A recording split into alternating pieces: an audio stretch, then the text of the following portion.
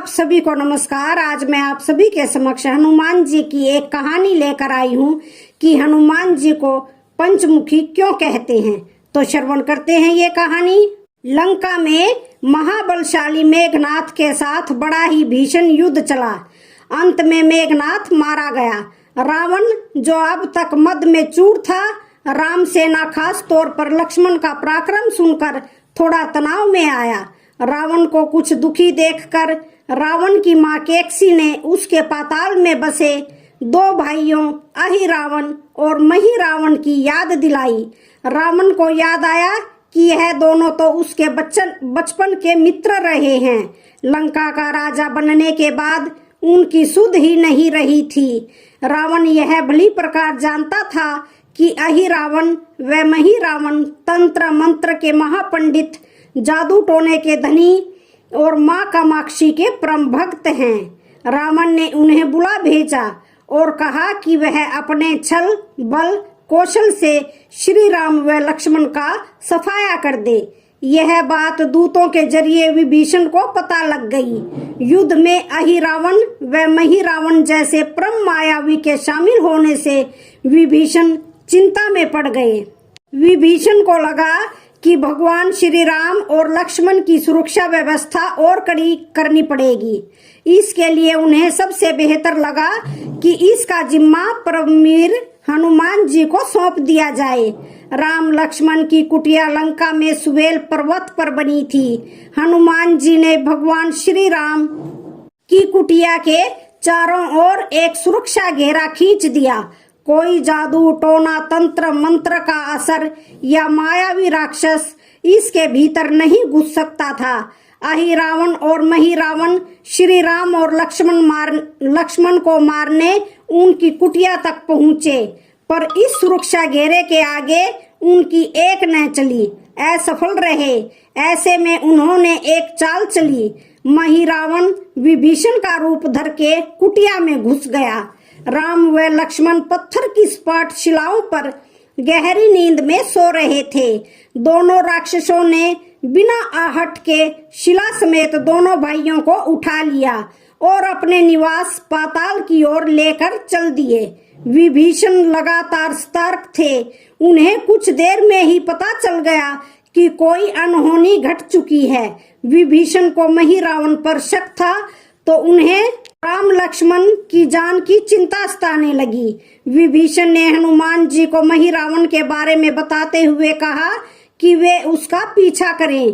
लंका में अपने रूप में घूमना राम भक्त हनुमान के लिए ठीक नहीं था, इसलिए उन्होंने पक्षी का रूप धारण कर लिया और पक्षी के रूप में ही निकुंभला नगर पहुंच गए। निकुंभला नगरी में पक्षी रूप धरे हनुमान जी ने कबूतर और कबूतरी को आपस में बातें करते हुए सुना।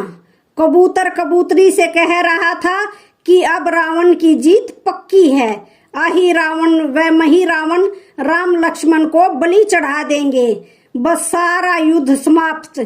कबूतर की बातों से ही बजरंग बली को पता चला कि दोनों राक्षस राम लक्ष्मण को सोते में ही उठाकर कामाक्षी देवी को बलि चढ़ाने पाताल लोक ले गए हैं। हनुमान जी वायु वेग से रसातल की ओर बढ़े और तुरंत वहां पहुंचे। हनुमान जी को रसातल के प्रवेश द्वार पर एक अद्भुत पहरेदार मिला। इसका आधा शरीर वानर का और आधा शरीर मछली का था। उसने हनुमान जी को पाताल में प्रवेश से रोक दिया। द्वारपाल हनुमान जी से बोला कि मुझको परास्त किए बिना तुम्हारा भीतर जाना असंभव है। दोनों में लड़ाई हो गई। हनुमान जी की आशा के विपरीत यह बड़ा ही बलशाली और कुशल योद्धा निकला। दोनों ही बड़े बलशाली थे। दोनों में बहुत भयंकर युद्ध हुआ, परंतु वह बजरंग बली के आगे नहीं टिक सका। आखिरकार हनुमान जी ने उसे हरा तो दिया, पर उस द्वारपाल की प्रशंसा करने से नहीं रह सके। हनुमान जी ने उस वीर से पूछा कि हे वीर, तुम अपना परिचय दो। तुम्हारा स्वरूप भी कुछ ऐसा है कि उससे कौतूहल हो रहा है। उस वीर ने उत्तर दिया, मैं हनुमान का पुत्र हूँ और एक मछली से पैदा हुआ हूँ। मेरा नाम है मकरध्वज। हनुमान जी ने यह सुना तो आश्चर्य में पड़ गए। वह वीर की बात सुनने लगे। मकरध्वज ने कहा, लंका दहन के बाद हनुमान जी समुद्र में अपनी अग्नि शांत करने पहुंचे। उनके शरीर से पसीने के रूप में तेज गिरा। उस समय मेरी माँ ने आहार के लिए मुख खोला था।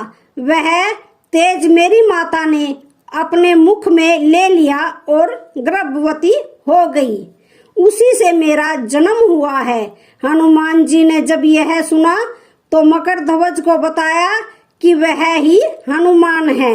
मकरध्वज ने हनुमान जी के चरण स्पर्श किए और हनुमान जी ने भी अपने बेटे को गले लगा लिया और वहां आने का पूरा कारण बताया। उन्होंने अपने पुत्र से कहा कि अपने पिता के स्वामी की रक्षा में सहायता करो। मकरध्वज ने हनुमान जी को बताया कि कुछ ही देर में राक्षस बलि के लिए आने वाले हैं। बेहतर होगा कि आप रूप बदलकर कामाक्षी के मंदिर में जाकर बैठ जाएं। उनको सारी पूजा झरोखे से करने को कहें। हनुमान जी ने पहले तो मधुमक्खी का वेश धरा और माँ कामाक्षी के मंदिर में घुस गए। हनुमान जी ने माँ कामाक्षी को नमस्कार कर सफलता की कामना की और फिर पूछा, हे माँ, क्या आप वास्तव में श्री राम जी और लक्ष्मण जी की बलि चाहती हैं? हनुमान जी के इस प्रश्न पर माँ कामाक्षी ने उत्तर दिया कि नहीं, मैं तो दुष्ट अहिरावण व महिरावण की बलि चाहती हूँ। यह दोनों मेरे भक्त तो हैं पर अधर्मी और अत्याचारी भी हैं। आप अपने प्रयत्न करो, सफल रहोगे। मंदिर में 5 दीप जल रहे थे। अलग अलग दिशाओं और स्थान पर माँ ने कहा, यह दीप अहिरावण ने मेरी प्रसन्नता के लिए जलाए हैं। जिस दिन ये एक साथ बुझा दिए जाएंगे उसका अंत सुनिश्चित हो जाएगा। इस बीच गाजे बाजे का शोर सुनाई पड़ने लगा।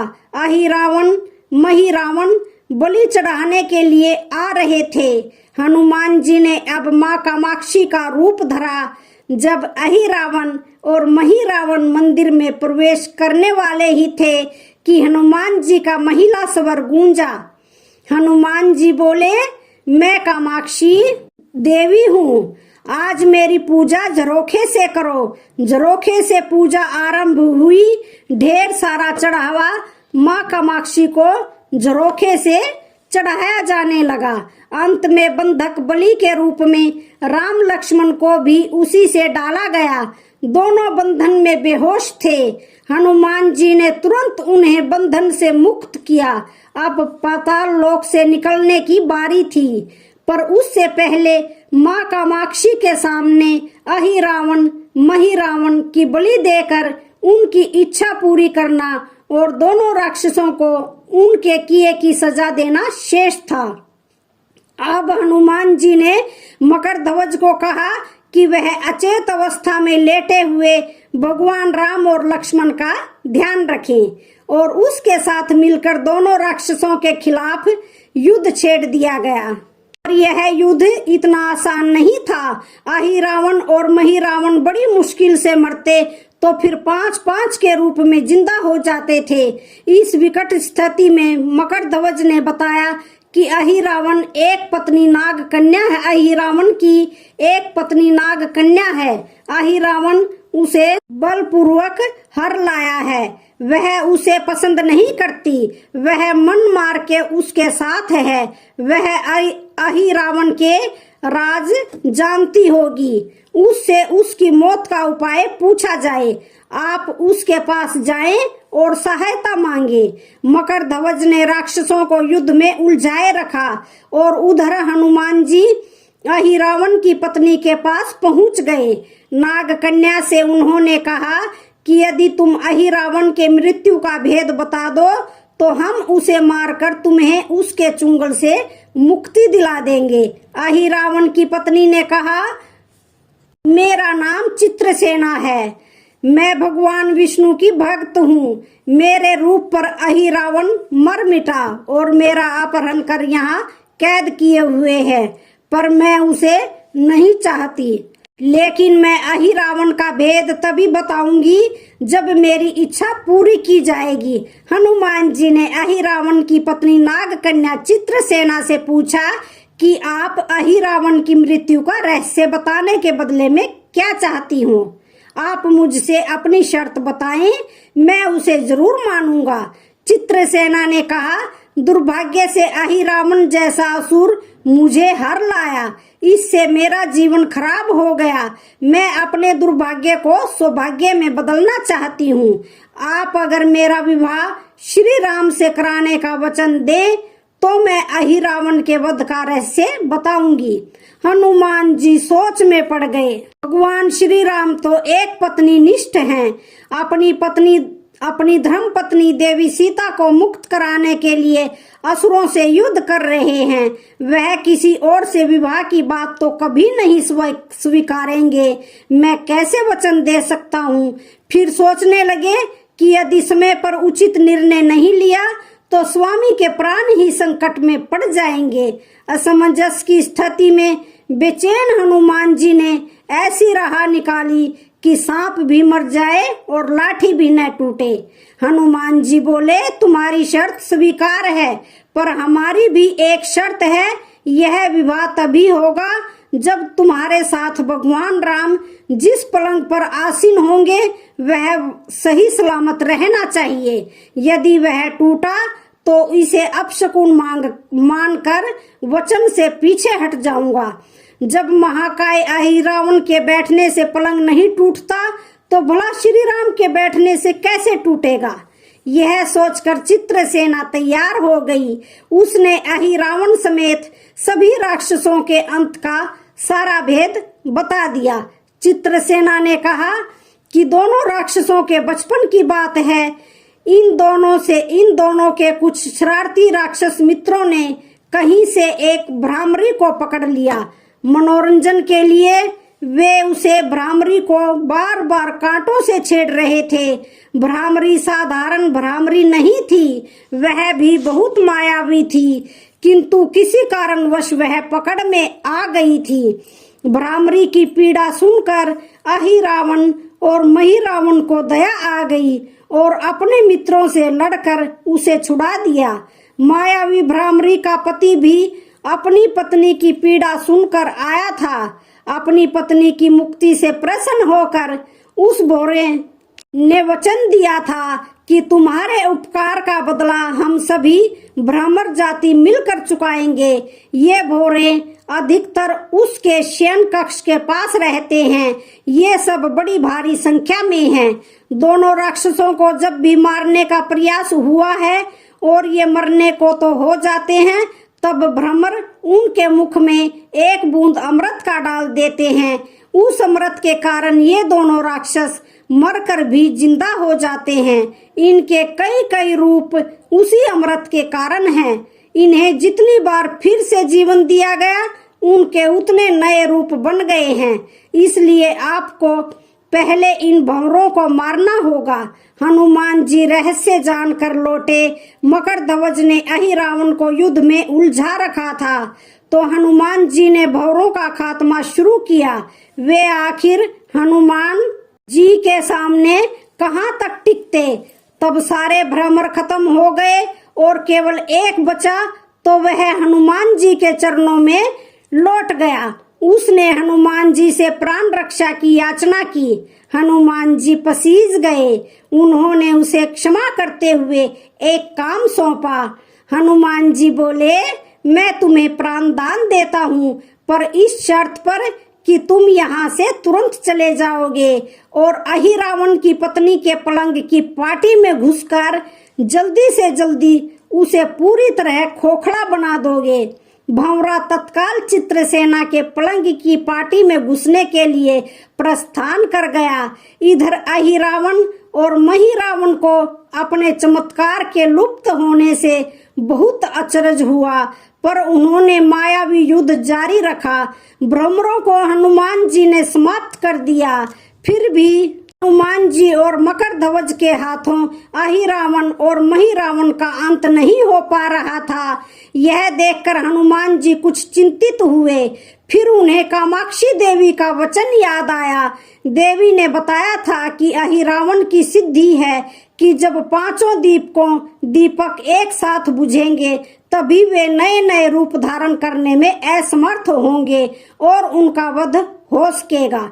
हनुमान जी ने तत्काल पंचमुखी रूप धारण कर लिया। उत्तर दिशा में वराहमुख, दक्षिण दिशा में नरसिंह मुख, पश्चिम दिशा में गरुड़ मुख, आकाश की ओर है ग्रीव मुख एवं पूर्व दिशा में हनुमान मुख। उसके बाद हनुमान जी ने अपने पांचों मुख द्वारा एक साथ पांचों दीपक बुझा दिए।